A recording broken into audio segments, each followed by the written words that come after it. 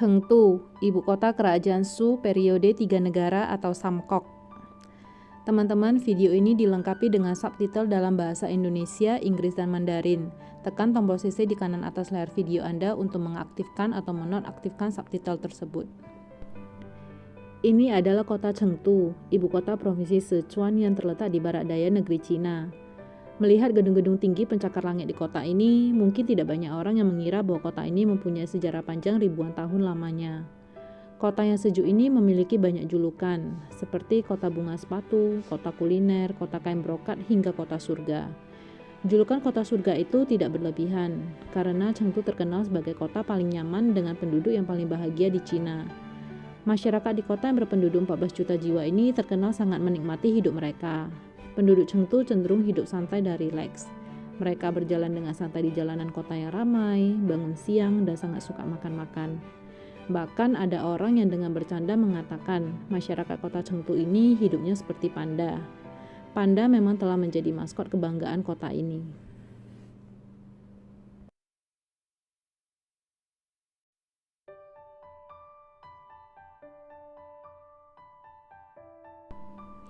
Sekedar info, pusat pengembangbiakan panda raksasa juga berada di sini dan sekaligus menjadi tujuan wisata paling favorit di kota Chengdu ini.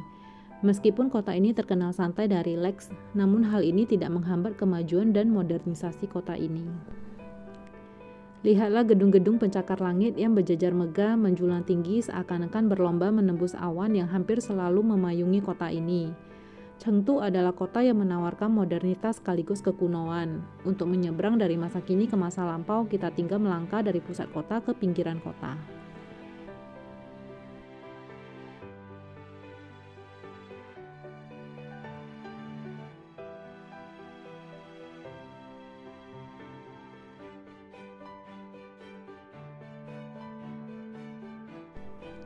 Dalam sekejap mata, suasana langsung berubah, bagaikan seorang pemain opera Pian Lian yang sedang merubah wajahnya.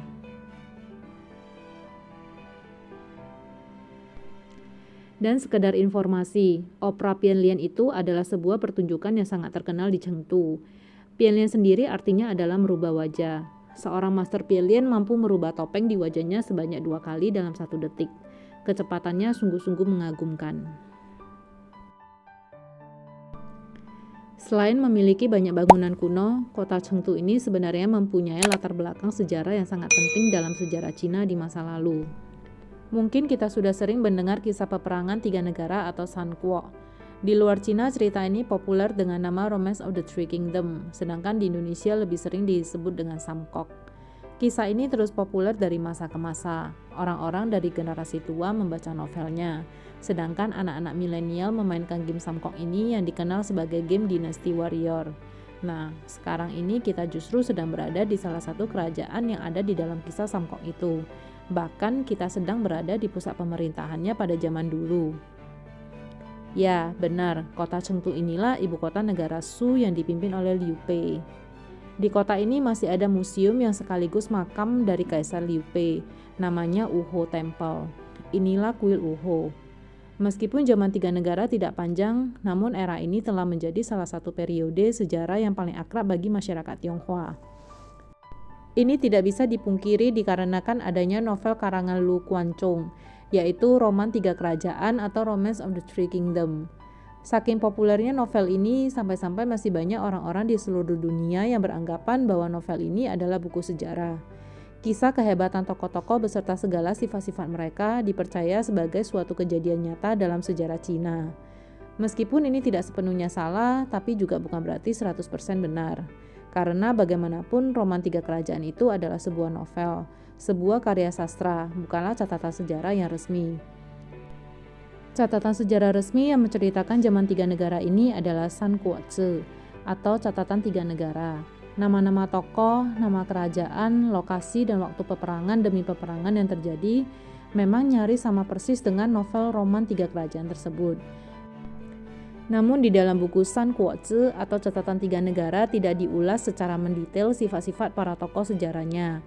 Bahkan menurut sumber tulisan yang pernah saya baca, ada beberapa momen atau kejadian-kejadian fenomenal yang sebenarnya tidak tercatat di dalam catatan resmi 3 negara ini.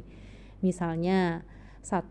Pengangkatan sumpah persaudaraan antara Liu Bei, Guan Yu, dan Chang Fei ternyata tidak tercatat dalam catatan sejarah 3 negara. Senjata Guan Yu yang terkenal dengan julukan Guan Tao ternyata juga tidak tercatat dalam catatan sejarah 3 negara. Yang tercatat adalah Guan Yu menggunakan tombak untuk berperang. Menurut penggalian arkeologi, senjata perang yang umum pada zaman itu adalah tombak.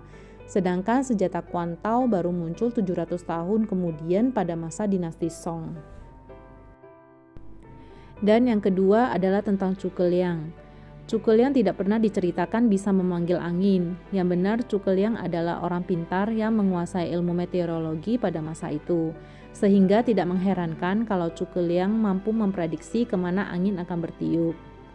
Dan yang ketiga, siasat dan strategi Zhuge Liang yang sangat terkenal seperti strategi meminjam anak panah dan strategi kota kosong sebenarnya adalah strategi dari orang lain.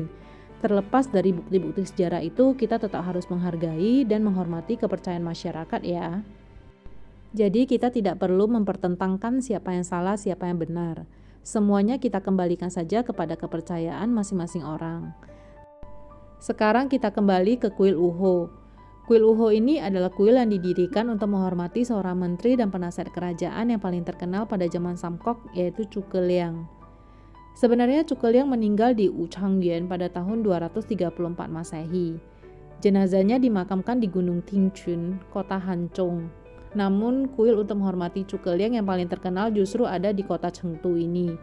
Salah satu yang unik di Wuho Temple ini adalah adanya makam Kaisar Liu Bei di sini. Menurut kepercayaan dinasti Han kuno harus ada kuil jika ada makam. Maka di saat yang sama dibangunlah sebuah kuil untuk menghormati Kaisar Liu Bei yang diberi nama kuil Han Chaolie. Kuil Han Chaolie terletak di dekat gerbang masuk dan kuil Wuho terletak di belakangnya.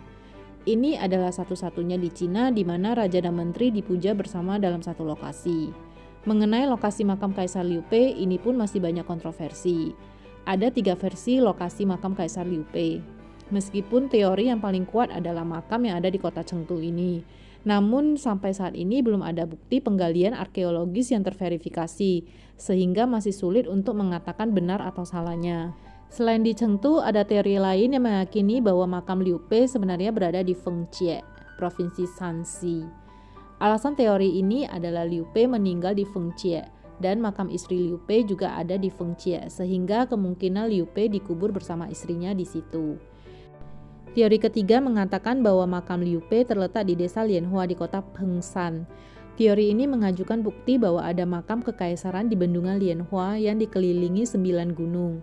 Menurut ilmu Feng Shui kuno, 9 gunung adalah mewakili teori melihat 9 ekor naga dan ini adalah Feng Shui terbaik yang sangat mungkin untuk dijadikan makam kaisar. Terlepas dari ketiga teori di atas, sebenarnya merupakan hal yang wajar pada masa itu lokasi makam seorang kaisar sangat dirahasiakan. Hal ini ada kemungkinan merupakan tindakan yang disengaja, dengan maksud untuk membingungkan orang-orang dari generasi mendatang yang ingin mengganggu atau merampok makam tersebut. Nah, itu tadi sedikit cerita dan sharing tentang kuil Wuho yang menyimpan sejarah kisah 3 negara yang sangat terkenal itu. Sekarang untuk mengendurkan otak kita setelah mendengar cerita yang serius-serius, maka sekarang kita lihat kuliner apa saja yang menjadi favorit di kota Chengdu. Inilah cemilan dan makanan yang pernah saya coba saat berada di kota Chengdu. Inilah McDonald Cina. Awas, hati-hati ya, mata kalian harus jeli kalau ingin mencari McDonald di Cina karena tulisan McDonald-nya sangat kecil. Orang Cina menyebut McDonald sebagai Mai Tang Lao. Kalau yang ini adalah KFC, menunya sedikit berbeda dengan di Indonesia. Di sini ada menu ayam ala Chinese food dan minumannya bukan Coca-Cola tapi Swan Meizi yang artinya jus buah mei atau jus buah cranberry. Rasanya manis kecut tapi segar banget. Kalau yang ini adalah bakcang ala kota Chengdu, tapi menurut aku masih lebih enak bakcang buatan Indonesia. Ini makanan andalan kota Chengdu yaitu Sichuan Huoguo, artinya adalah hotpot ala provinsi Sichuan. Sebenarnya masih ada makanan khas Chengdu yang cukup populer di Indonesia yaitu kung pao citing atau ayam kung pao dan mapo tofu atau mapo tahu. Tapi saya belum sempat mencobanya saat di Chengdu. Yang terakhir, jangan lupa beli oleh-oleh ya kalau kebetulan berkunjung ke kota Chengdu karena desainnya unik dan rasanya enak-enak.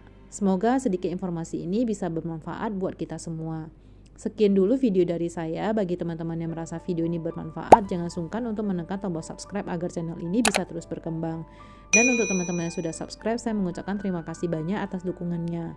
Sampai jumpa di video yang berikutnya ya.